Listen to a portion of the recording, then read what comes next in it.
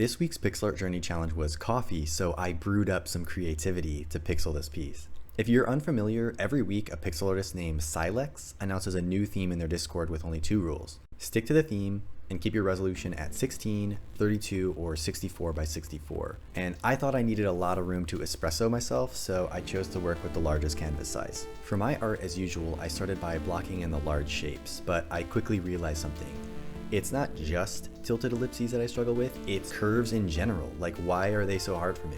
I ended up leaning on the circle tool several times throughout this piece because it made things easier. But that being said, I've decided that at some point I need to do a dedicated study of pixel curves, because while using the circle tool or tools in general is great for speed, I don't want to use them as a crutch.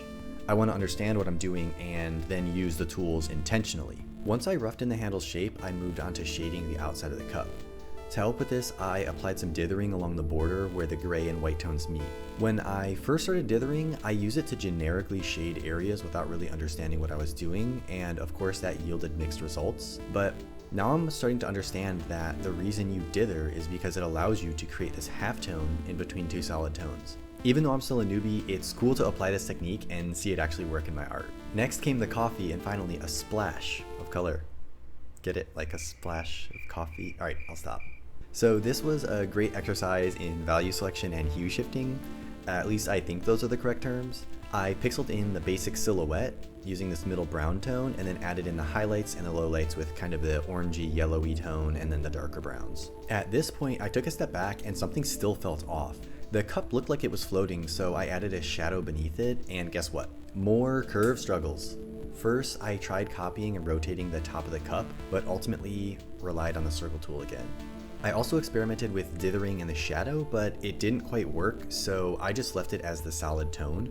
Fun side note is I recently saw a fantastic piece by Only Pixels on Twitter with a similar shadow technique, and I definitely need to add that to my mental art bank for future inspiration. When I returned to the coffee, I wasn't happy with the orange tone, or really any of the tones for that matter. My solution was to tweak the palette via Sprite's hue, saturation, and value sliders. I used my very basic knowledge of color theory to make slight changes to the background, coffee cup, and the 5 different colors in the coffee itself. Honestly though, this was more of a trial and error than intentional decision making. That's one of the things that I love about this art journey though. Sure, intentional practice and studying the fundamentals is fundamental, but these playful, experimental moments in between have been what keeps me coming back to pixel art after all this time.